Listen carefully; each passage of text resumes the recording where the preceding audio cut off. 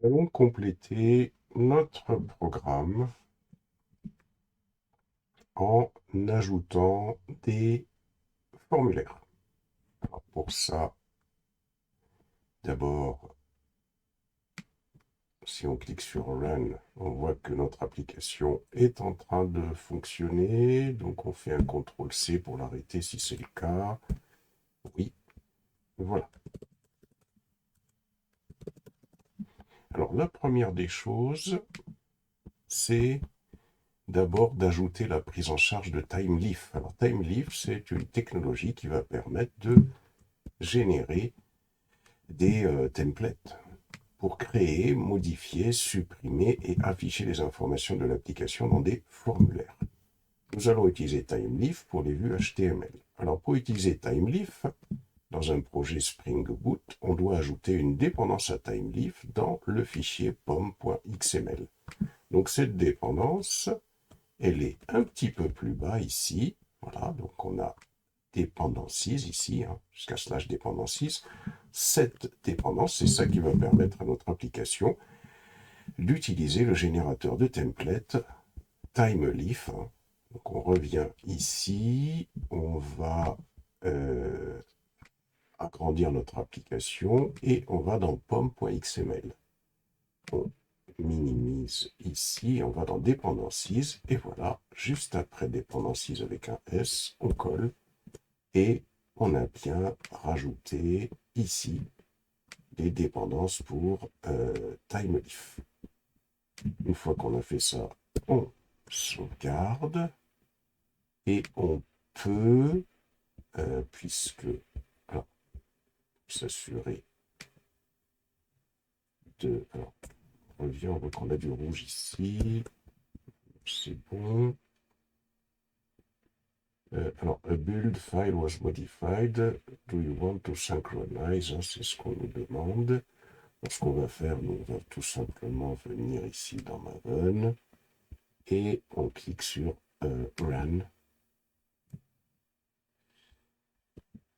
pour exécuter notre application. On pourrait cliquer sur comment ça s'appelle install si on voulait, mais là voilà. Donc moi ça nous permet de réexécuter notre application pour s'assurer que tout se passe bien.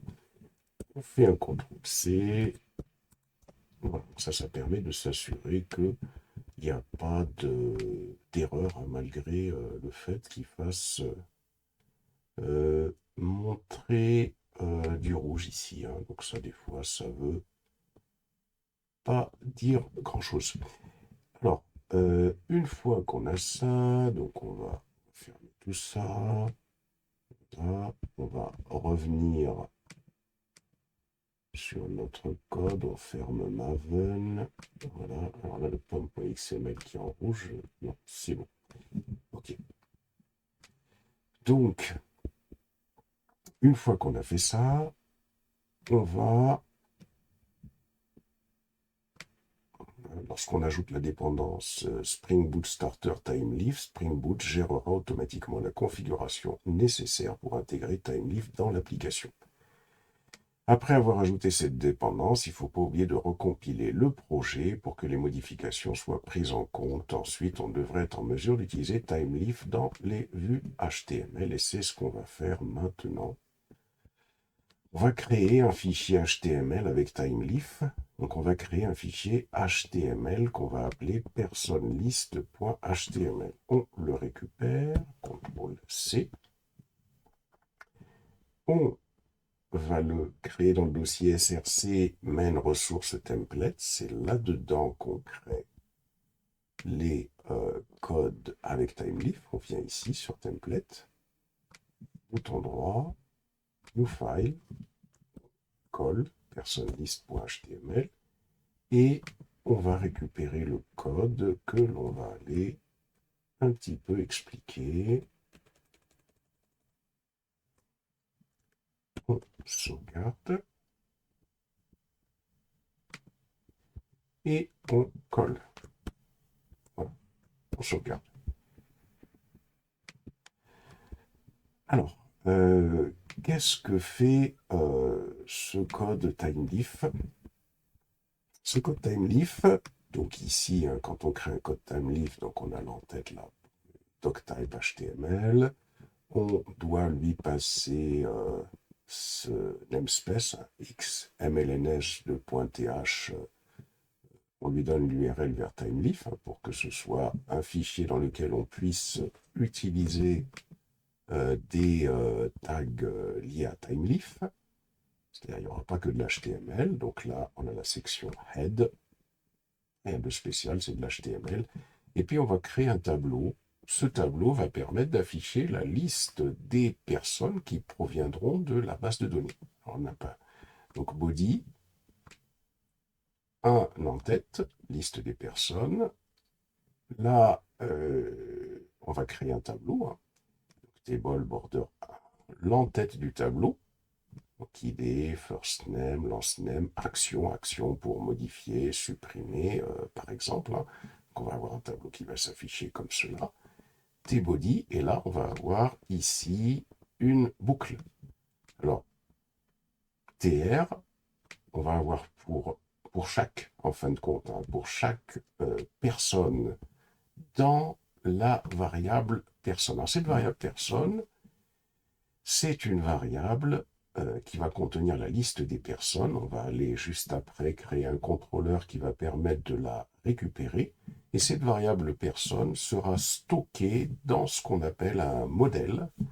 Et ce modèle, c'est tout simplement un composant qui va permettre de faire que les codes TimeLeaf peuvent accéder aux variables qu'on va stocker dans ce modèle. C'est un peu comme les sessions. C'est-à-dire que toute variable qu'on stockera dans ce qu'on appelle un modèle, on va aller voir après comment on crée le contrôleur, pourra être accessible via tout code TimeLeaf. Donc, ici, donc pour chaque personne que l'on récupérera à partir de cette variable personne, voici comment on peut accéder à une variable avec TimeLeaf, un $, et puis entre accolades, on indique la variable à laquelle on va accéder, et bien, on pourra donc afficher l'idée de la personne, le nom de la personne et le prénom. Et juste à côté, on aura encore deux autres colonnes hein, dans lesquelles on aura ici, on va construire ici une URL. Et cette URL, quand on va cliquer sur le lien hypertexte Edit, eh bien cette URL, quand on clique dessus, ça veut dire que on va avoir /edit plus l'idée de la personne qu'on veut modifier qui va être construit dans notre URL, ce qui permettra ensuite d'appeler bien sûr la méthode hein, qui permettra de modifier la personne sélectionnée. Ici, même chose pour delete. Quand on cliquera sur le lien delete, eh bien, notre URL sera complétée par /delete/ l'idée de la personne à supprimer. Donc, ça va permettre, en fin de compte, d'afficher la liste des personnes qu'on récupérera de la variable qui aura été stockée dans un modèle, et ça permettra de modifier, supprimer les personnes qui auront été sélectionnées. Ensuite, juste dessous, on aura également un autre lien hypertexte, ici, personne, et ce lien hypertexte eh bien, rajoutera dans l'URL le add. Et normalement, lorsqu'on clique sur soit ce lien, soit un de ces deux liens-là, ça devrait déclencher l'affichage d'un formulaire. Donc, là, on a construit notre premier formulaire TypeLeaf hein, qui devrait s'afficher avec la liste des personnes et les opérations qu'on souhaite faire. Maintenant, l'objectif, c'est de créer le contrôleur qui va permettre de pouvoir récupérer la liste des personnes. Donc, on va créer un contrôleur. Alors, on va le faire maintenant, on ira expliquer après. Donc, on sélectionne TimeLeaf Controller ici, CTRL-C. On va dans les contrôleurs ici, bouton droit, New File, on colle et on fait point. Je sais pas, c'est. J'en commence. Donc c'est New File. Ok, on colle, on fait point. Java. On valide. Et on va récupérer le code que l'on va expliquer. On peut sélectionner les imports ici. Voilà. Ça nous évitera de corriger le code. Et on va tout simplement ici, hop, on va coller cette chose-là. Alors là, on nous dit, je publie que must be defined. Bon, ça apparemment, si nous avait fait le coup là, ça c'est pas trop grave. Ici, AutoWire Quick Fix, porte. Ensuite, personne service Quick Fix, donc import. Ici, personne Quick Fix. Alors là, on a liste d'abord, hein, Quick Fix. Donc import, on va commencer. Hop, Quick Fix.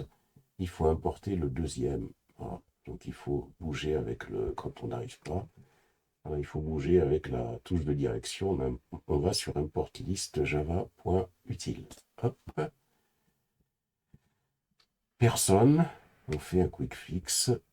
Import personne. Voilà. On sauvegarde. Bon, normalement, ça devrait disparaître ultérieurement. Donc on laisse comme ça pour l'instant. Et là, voyons le code. Qu'est-ce qu'il dit? C'est un contrôleur. Public class TimeLeaf controller. Donc ça, c'est notre classe TimeLeaf controller. Auto-wired, ça veut dire qu'on va avoir, on va injecter person service. Alors, on se souvient que dans person service, il y a toutes les méthodes pour pouvoir travailler sur la base de données. @getMapping/list, c'est-à-dire que quand on va rajouter /list à notre URL, eh bien, on va avoir la méthode public string show person list modèle qui va se déclencher. Donc, on va avoir show person list qui va envoyer un string. De plus, à l'intérieur de cette méthode, qu'est-ce que nous avons? Nous avons ici un objet de type modèle. Cet objet de type modèle, on l'a dit, c'est un objet qui va permettre de stocker à l'intérieur des informations qui seront accessibles par tous les codes TimeLeaf. Alors, qu'est-ce que l'on va faire? On va récupérer tout simplement dans la liste des personnes en faisant appel à la méthode getAllPerson. Donc, à l'issue de cette méthode, dans personne, on aura toutes les personnes de la base de données. Et cette liste qui contient toutes les personnes, qu'est-ce qu'on va faire? On va l'ajouter au modèle. Modèle.addAttribute. On rajoute cette liste de personnes et on donne une clé qui va permettre de réaccéder à cette liste. On lui donne la clé personne. On aurait pu l'appeler autrement. Et là, on retourne juste un string. À partir de l'instant où, dans le modèle, on a rajouté la liste des personnes qu'on a récupérées, eh bien, si on retourne dans le code que l'on avait réalisé, alors où est-ce qu'il est passé? Diminue ici. Ressources. Si on va dans template, person list HTML, voilà, c'est le fait qu'on ait stocké personne dans modèle qui nous permet de dire et accéder en faisant $, personne. Donc on va pouvoir parcourir la liste des personnes et l'afficher. Alors ce qu'on va faire pour voir si tout ça fonctionne, on va tout simplement essayer de tester. Hop. Alors bien sûr, un exemple doit être lancé avec bien évidemment SQL et Apache. Alors donc, on va aller sur plugin, Spring Boot, et on va sur Run, comme d'habitude, et on clique pour essayer d'exécuter tout ça. Alors là, par contre, il nous dit qu'il y a un problème. Il nous dit TimeLeaf Controller is public, should be declared FNM. Alors là, c'est un petit problème, sûrement. On va retourner ici, on va revenir sur Java, on revient sur contrôleur, et on avait normalement TimeLeaf controller. C'est TimeLeaf controller qui me dit qu'il me pose un problème, donc on va le resélectionner ici, pour être certain que je l'ai bien orthographié. Hop. Ah, mais c'est pas ce que j'ai fait, je pense, ici. Alors on va faire un rename. Parfait. TimeLeaf controller déjà pour faire disparaître l'erreur. Et on va faire un bouton droit, on va faire un rename. On va lui coller un point Java. Voilà. On sauvegarde et on recommence. Donc on vient ici, on va sur Maven, Spring Boot, on va sur Run et on déclenche.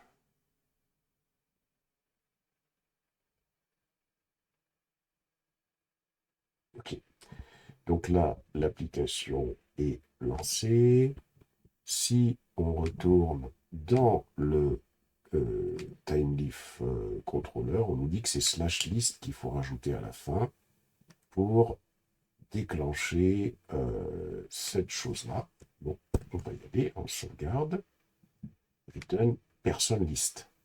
Person list, hein, si on revient sur, on revient ici, sur ressources, person list, c'est bien ce qu'on a défini ici. Donc le fait qu'on retourne person list dans le contrôleur, ça devrait déclencher ce formulaire.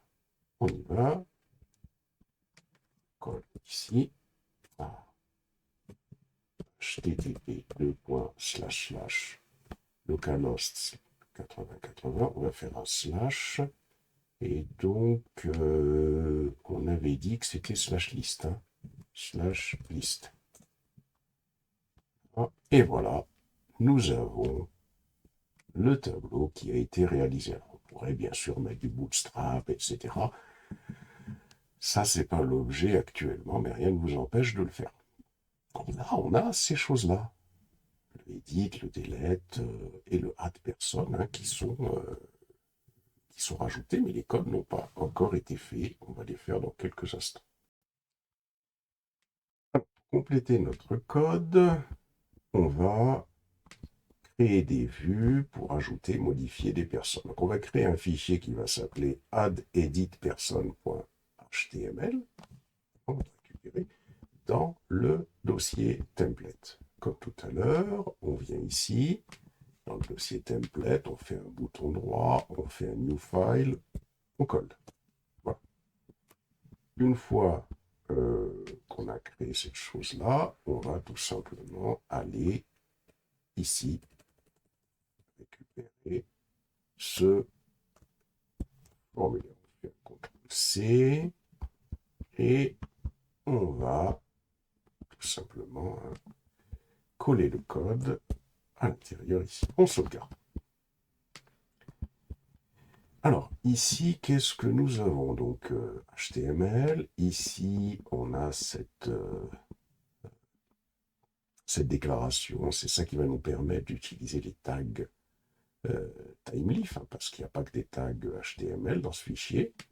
Head pour indiquer le titre de ce formulaire. Dans le body, l'objectif, ce sera d'ajouter et d'éditer des personnes. Ici, on a forme, th action, c'est-à-dire que l'idée, c'est que quand on cliquera sur le bouton Submit, il va y avoir l'action /save qui va se déclencher.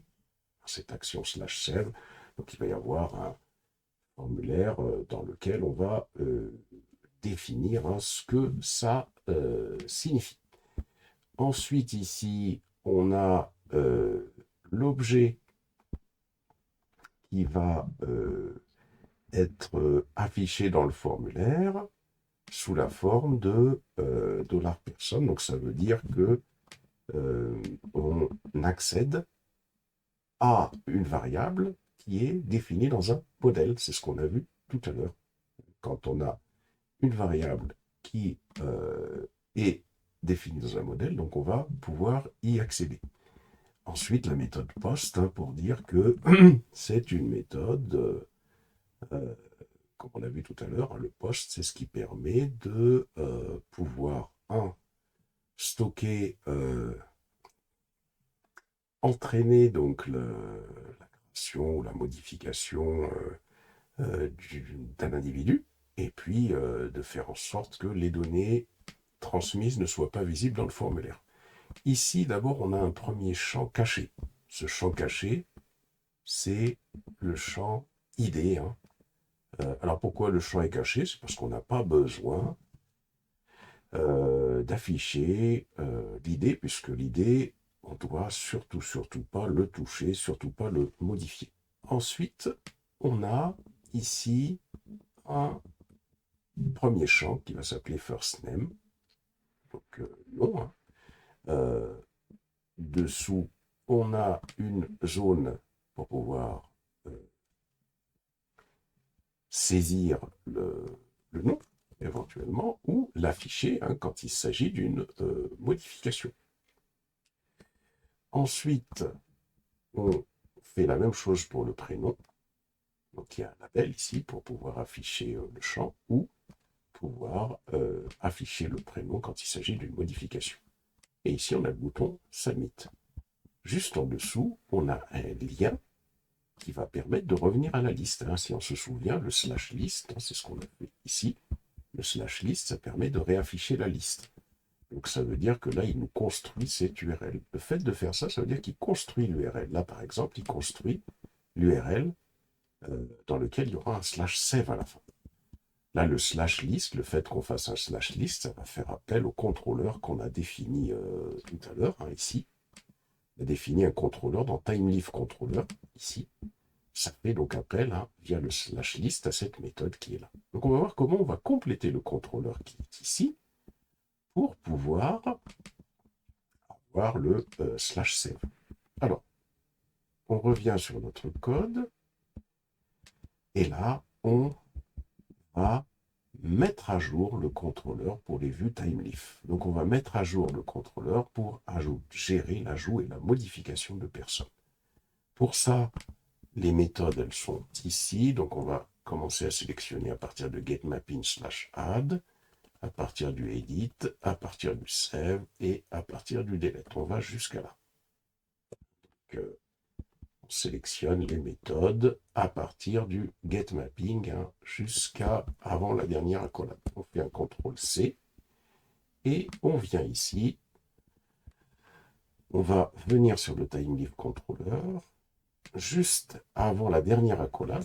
Avant cette dernière accolade, c'est là où on va coller ces nouvelles méthodes. Alors voyons qu'est-ce que c'est que ces nouvelles méthodes. La méthode slash list, on a vu que c'est ça qui permet d'afficher la liste. Alors la méthode slash add, c'est une méthode qu'on a public string show add person form modèle. Ça veut dire que dans le modèle,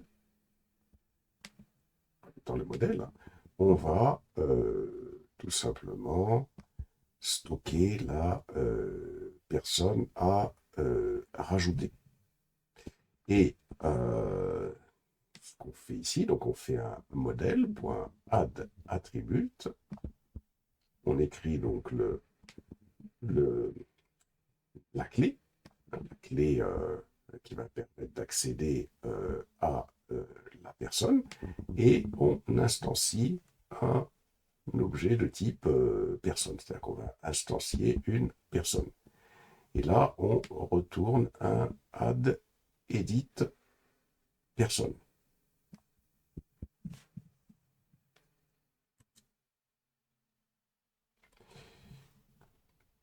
Alors, si on revient sur notre code ici, add edit personne, où est-ce qu'il est? Donc, add edit personne, voilà, on l'a ici. C'est-à-dire que dès qu'il va y avoir le slash add dans l'URL, qui va être affiché, obligatoirement, ça va nous déclencher ce formulaire qui est ici. On va tester ça pour voir ce que ça donne. On sauvegarde. On va revenir ici, déjà pour voir, hein, on valide.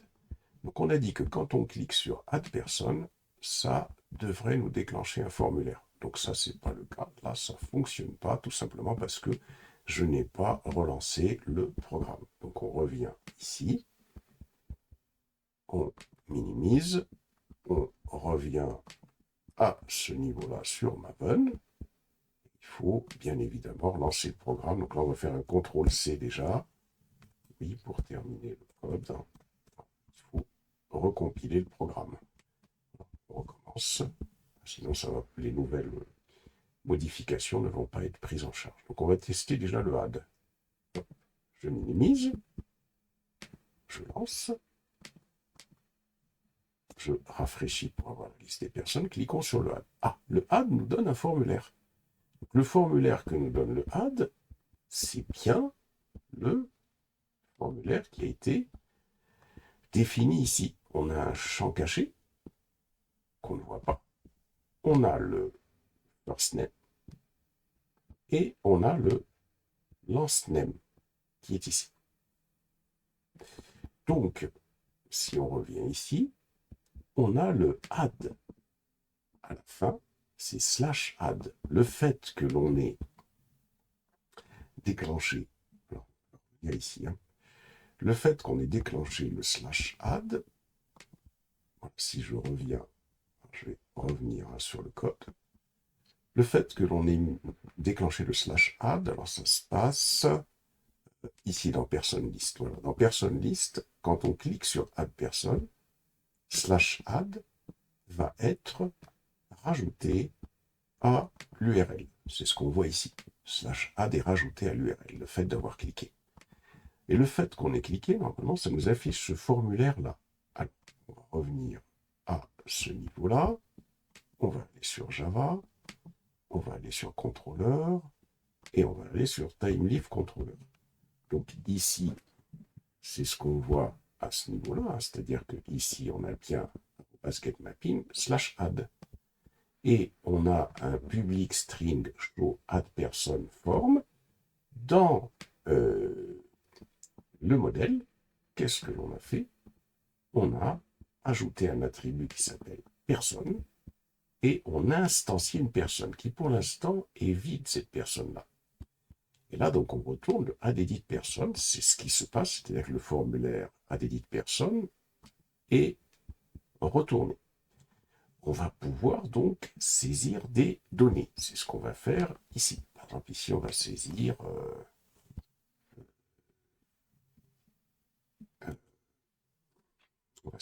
donc Louis, par exemple. Et là, quand je saisis les données, que je clique sur Save, ça revient sur le formulaire. Alors, comment ça fonctionne, ça? Et quand je vais cliquer ici sur le formulaire, je fais un submit. Qu'est-ce qui se passe? L'action qui va se déclencher, c'est l'action /save. On peut la voir ici. Alors, elle est passée rapidement, hein.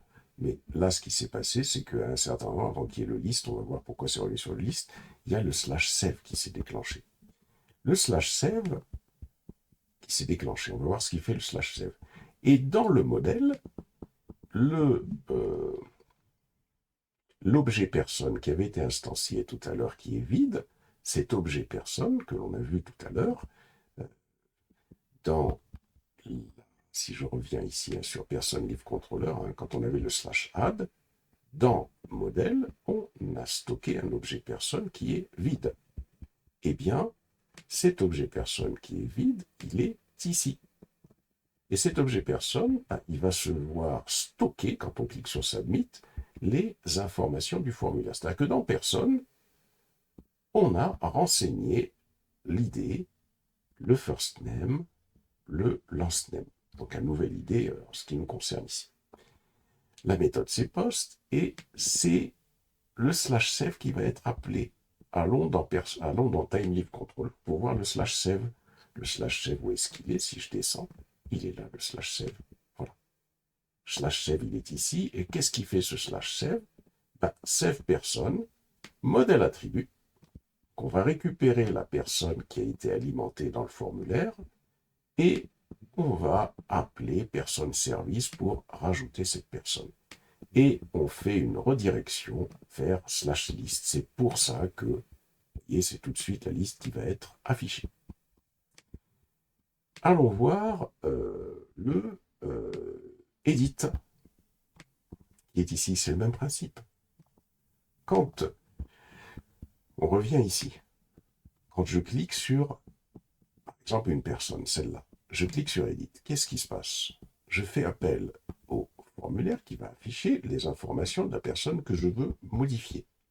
Si on revient ici, et c'est ce qui se passe, donc /edit, hop, l'idée. C'est ce qu'on voit ici. /edit, hop, l'idée que la personne a modifiée. Et ce qui va se passer quand on fait ça, donc on revient sur notre code, à ce moment-là, qu'est-ce que l'on va avoir? On va avoir donc public string show edit personne form, path variable langue ID, ça veut dire que l'idée qui est ici, qui est récupérée par cette méthode, c'est l'idée qui est dans l'URL. Ça veut dire que ce 1 qui est ici, il va être récupéré dans notre méthode modèle, pour dire tout simplement que on va définir un objet de type modèle que l'on va exploiter un petit peu plus bas. Donc personne égale personne service.get person by ID.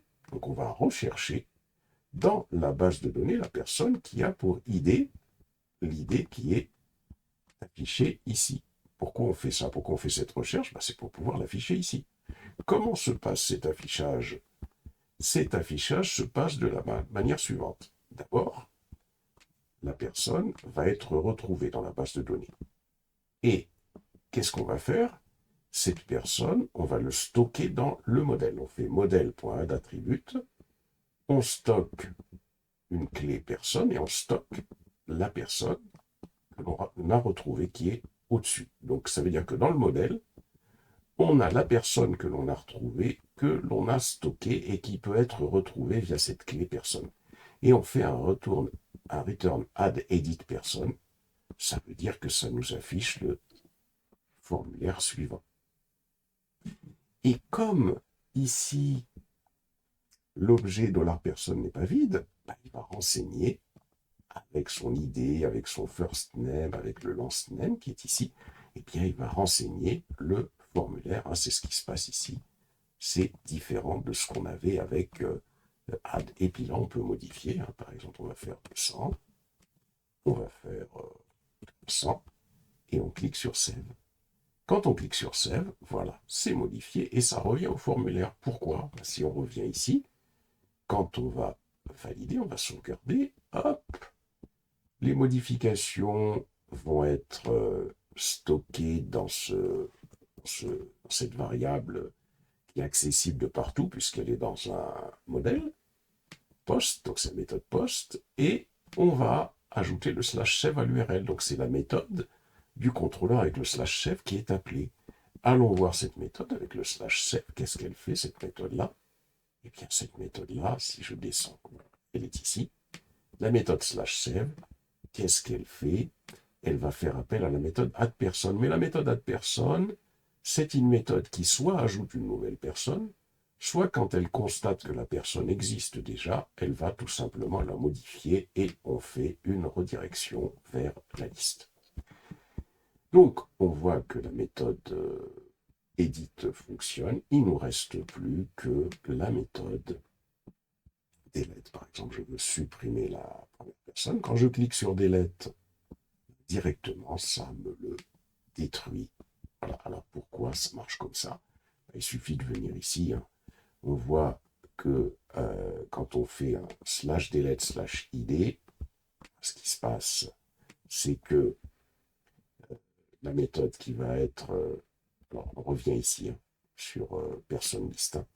Quand je clique sur le delete, ce qui est appelé, c'est /delete et l'idée de la personne. Ça veut dire qu'on va construire une URL comme celle-ci. Donc ça veut dire que ça va faire appel au contrôleur qui est ici, celui-là. Ici, on a delete mapping, c'est le /id. Et qu'est-ce qui se passe? Donc, tout simplement, l'id va être récupéré dans les paramètres de la fonction delete personne. Et ici, donc, personne service, on va faire appel à la méthode delete personne, auquel on va passer l'id de la personne à supprimer. Donc, la personne est supprimée directement. Voilà. Voilà donc un code qui est entièrement fonctionnel, où on peut supprimer, ajouter des personnes dans notre base de données, voilà, sauvegarder, etc., etc. Donc ça nous donne une bonne vue de comment fonctionne Spring.